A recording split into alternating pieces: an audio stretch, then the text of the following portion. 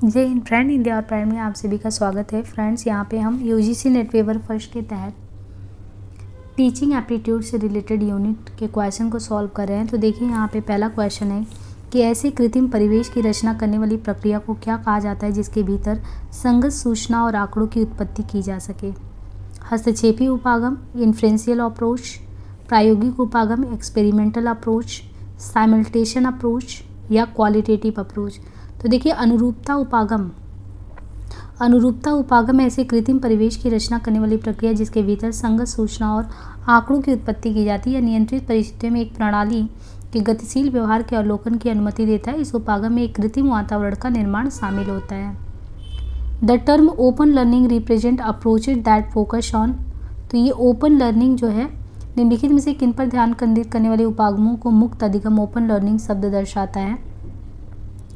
शिक्षा व प्रशिक्षण के प्रावधान को पहुंच में लाना, समय और स्थान की सीमाओं से शिक्षार्थियों को मुक्त करना, किसी विशिष्ट पाठ्यचर्या के बिना अधिगम और मूल्यांकन, व्यक्तियों और शिक्षार्थी समूह को लचीले अधिगम अवसर देना या किसी शैक्षिक भार से विद्यार्थियों को मुक्त करना।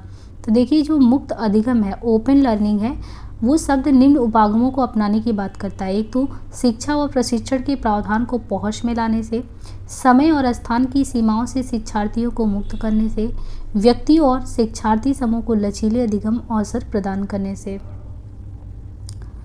कक्षागत अंतःक्रियाएं मुख्यतः किसके द्वारा प्रभावित होती हैं। कक्षागत अंतःक्रियाएं मुख्यतः किसके द्वारा प्रभावित होती हैं। छात्र प्रतिबद्धता, संगठनात्मक पर्यवेक्षण, शिक्षक केंद्रित वातावरण, अवांछित हस्तक्षेप। तो ये है छात्र प्रतिबद्धता। कक्षागत अंतःक्रियाएं मुख्यतः छात्र प्रतिबद्धता द्वारा प्रभावित होती हैं।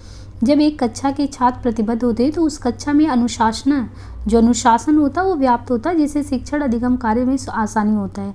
कक्षागत अंतःक्रिया के तहत छात्र और शिक्षक परस्पर एक दूसरे से वाद विवाद करते हैं, प्रश्न पूछते हैं, नवीन विचार रखते हैं, जिससे मौलिक चिंतन का भी विकास होता चला जाता है। निम्नलिखित कथनों में से कौन सा सही है इनमें से। पाठ्यक्रम यानी सिलेबस, पाठचर्या सभी शैक्षिक संस्थानों में समान रहती है। पाठचर्या सभी शैक्षिक संस्थानों में समान रहती है। पाठचर्या में औपचारिक एवं अनौपचारिक शिक्षा दोनों ही शामिल होते हैं। पाठचर्या में मूल्यांकन के ढंग शामिल नहीं होते। तो कौन सा सही है इसमें। पाठ्यक्रम पाठचर्या सभी शैक्षिक संस्थानों में समान रहते हैं। देखिए, पाठ्यक्रम जो है, पाठ्यक्रम पाठ्यचर्या का विषय परिशिष्ट है। पाठ्यक्रम ही शिक्षा के लक्ष्य को प्राप्त करने में सहायक होते हैं। अलग अलग कक्षाओं में अलग अलग पाठ्यक्रम बनाए जाते हैं। पाठ्यक्रम ही किसी देश के विकास को निर्धारित करते हैं। बदलते हुए समय के साथ पाठ्यक्रम भी बदलते चले जाते हैं। पाठ्यक्रम जितने समय के लिए बनाया जाता है उतनी ही समय में वह पाठ्यक्रम पूरा किया जाता है। उस समय के दौरान शिक्षक तथा छात्र क्रमशः अध्यापन तथा अधिगम में लगे रहते हैं।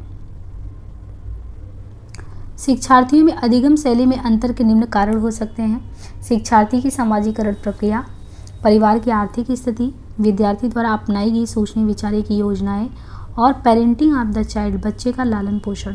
तो देखिए, विद्यार्थी द्वारा अपनाई गई जो सोचने विचारने की योजनाएं, वो शिक्षार्थी में अधिगम शैली में अंतर के कारण होते हैं। अधिगम का अर्थ सीखना, जो ज्ञान प्राप्त करने, स्मरण करने तथा अनुभव को संगठित करता है। अधिगम का उद्देश्य छात्रों के व्यवहार में सकारात्मक परिवर्तन करना होता है। शैक्षिक वातावरण एवं संस्थाएं यानी लर्निंग एनवायरनमेंट एंड इंस्टीट्यूशन के बारे में देखें तो यहाँ से जो क्वेश्चन आते हैं कि एक अधिगम संगठन में शिक्षकों का अधिगम, यानी एक कोई लर्निंग का जो संगठन हो उसमें शिक्षकों का अधिगम उनका पेशेवर विकास और बालकों के अधिगम उनकी शिक्षा अपरिहार्य रूप से परस्पर पूरक और परस्पर पुनर्वलित होती हैं। दूसरा, अंतः वैयक्तिक समझदारी, भावनाओं और विचारों के आंतरिक जगत और उसके साथ नियंत्रण और जागरूकता पूर्ण कार्य की योग्यता के विकास को शामिल नहीं करती हैं। तो हमें इन्हें में क्रमशः कौन सा सही है ये चीज़ देखना है। तो देखिए, कथन एक सही है क्योंकि एक जो अधिगम संगठन में शिक्षकों का अधिगम उनकी कक्षा में निष्पादन पर आधारित होता है और शिक्षण अधिगम प्रक्रिया के माध्यम से खुद का विकास कर वे अपना पेशेवर विकास करते हैं। छात्रों का अधिगम और उनकी शिक्षा उनके शिक्षकों पर डिपेंड करता है और शिक्षक अपना पेशेवर विकास छात्रों की हेल्प से करता है।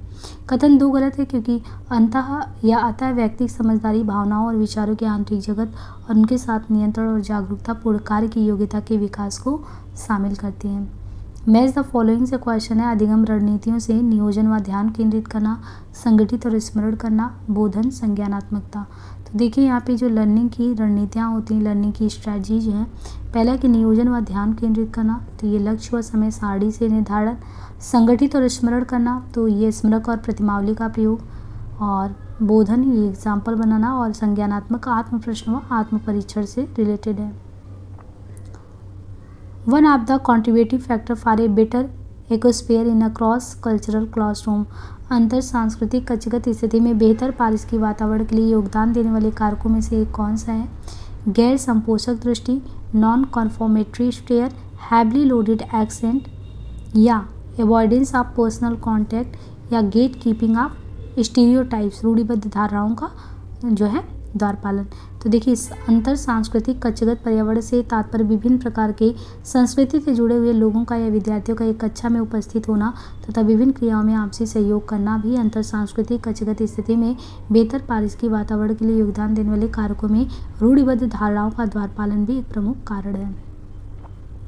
छात्र अधिगम को प्रभावित करने वाला वातावरण संबंधी कारक कौन सा? Environmental factor which influence student learning are interest, family, motivation, community, socio culture, diversity. छात्र अधिगम को प्रभावित करने वाले वातावरण संबंधी कारक हैं परिवार, अभिप्रेरणा, सामाजिक सांस्कृतिक विविधताएं। शिक्षण प्रक्रिया परिवेश की ऐसी व्यवस्था है जिसके भीतर छात्र छात्राएं परस्पर व्यवहार कर सकते हैं और यह अध्ययन कर सकते हैं कि सीखना कैसे है। शिक्षण मॉडल अधिगम परिवेश का विवरण नहीं है, तो दोनों में से हमें सही कथन को देखना है। तो देखिए शिक्षण प्रक्रिया परिवेश की ऐसी अवस्था है, शिक्षण प्रक्रिया परिवेश की ऐसी व्यवस्था है जिसके भीतर छात्र छात्राएं परस्पर व्यवहार कर सकते हैं और यह अध्ययन कर सकते हैं कि सीखना कैसे है। शिक्षण मॉडल जो टीचिंग का मॉडल है वो लर्निंग परिवेश का विवरण नहीं है, कथन गलत है। मौखिक निर्देश निम्न में से क्या सीखने में सबसे कम प्रभावशाली है? Attitudes, facts, concept, skills. तो इसमें होगा स्किल्स। मौखिक निर्देश निपुणता यानी स्किल सीखने में सबसे कम प्रभावशाली होती है क्योंकि यह निपुणता या कौशल जन्म से ही विद्यमान होते हैं और यह प्रभावी शिक्षण में आवश्यक योगदान देते हैं। एक शिक्षक विभिन्न उपायों के माध्यम से अधिगम की गुणवत्ता में सुधार करने के लिए लगातार प्रयास करता है। उसके द्वारा अपनाया गया उपागम यानी जो उपागम है वो किस प्रकार के शोध के दायरे में आता है? तो वो है fundamental research, applied research, action research, evaluative research. तो ये किस में आता है? ये है क्रियात्मक शोध में, एक्शन रिसर्च में। एक शिक्षक विभिन्न उपायों के माध्यम से अधिगम की गुणवत्ता में सुधार करने के लिए लगातार प्रयास करता है। उसके द्वारा अपनाया गया उपागम क्रियात्मक शोध के दायरे में आएगा।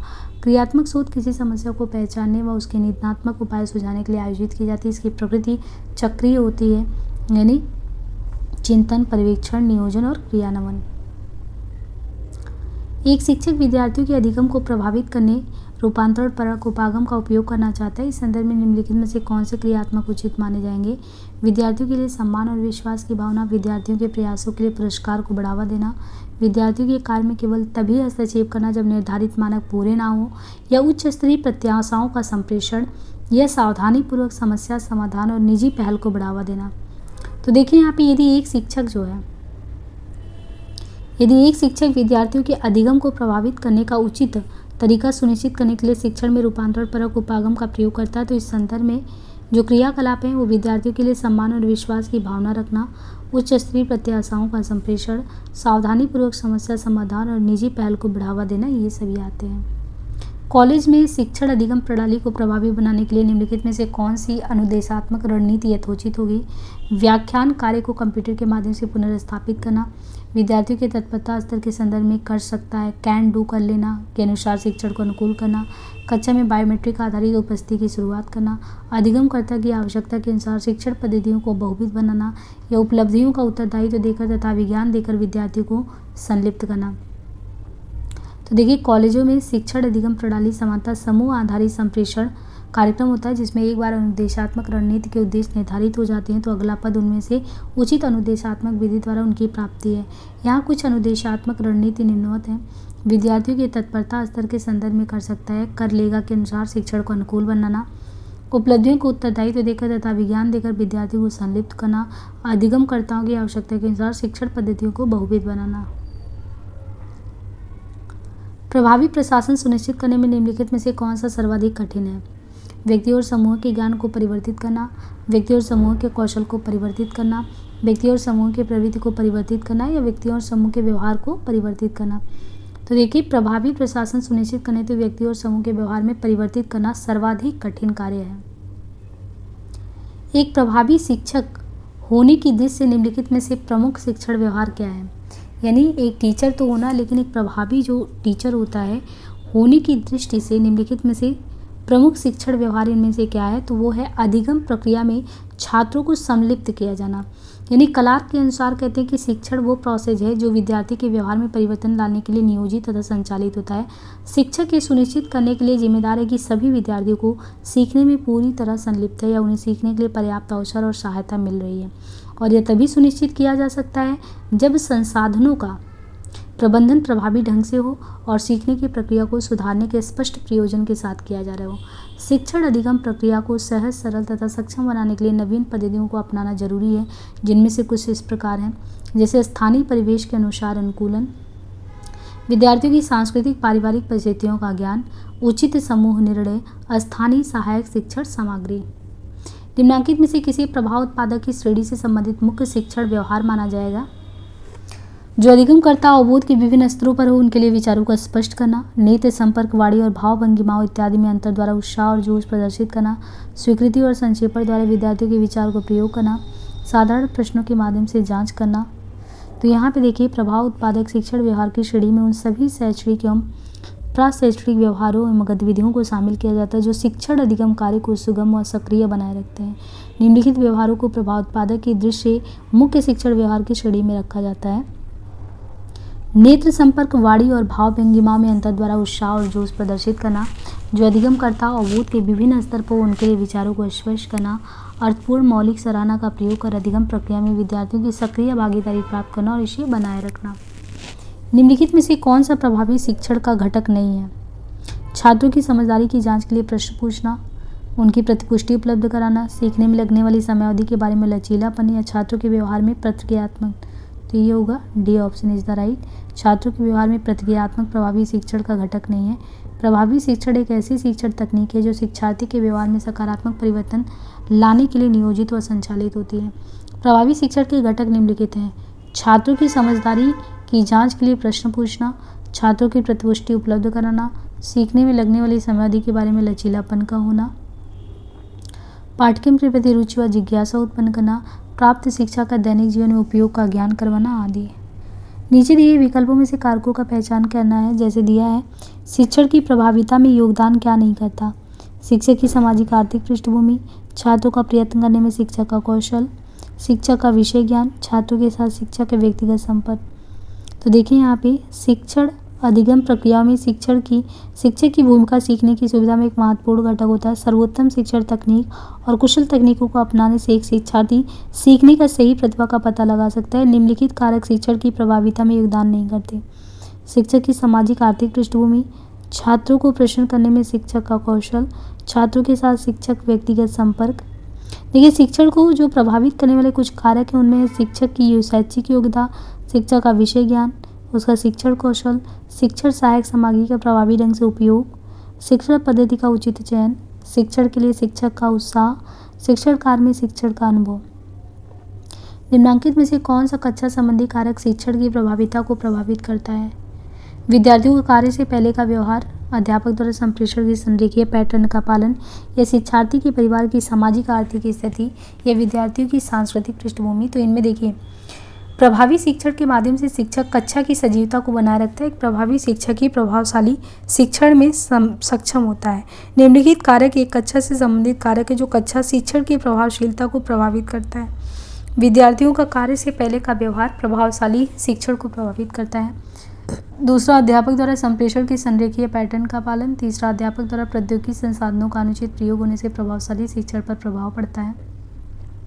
प्रत्येक कक्षा के अंत में लघु सारांश को क्या कहते हैं? तो वो भाषाई संकेत चिन्हांकन। प्रत्येक कक्षा के अंत में लघु सारांश को भाषाई संकेत चिन्हांकन कहा जाता है। भाषा ध्वनि प्रतीकों की व्यवस्था, ये ध्वनि प्रतीक भाषाई संकेत होते हैं। संकेत को मुख्यतः दो उपभागों में बांटा गया है: मूल और प्रगत। विभिन्न प्राणियों द्वारा अपने स्तर पर आधारभूत भावों के आदान प्रदान के लिए मूल संकेतों का प्रयोग किया जाता है। तो आज के लिए इसे यहीं एंड करते हैं। मिलते हैं नेक्स्ट पार्ट में। धन्यवाद।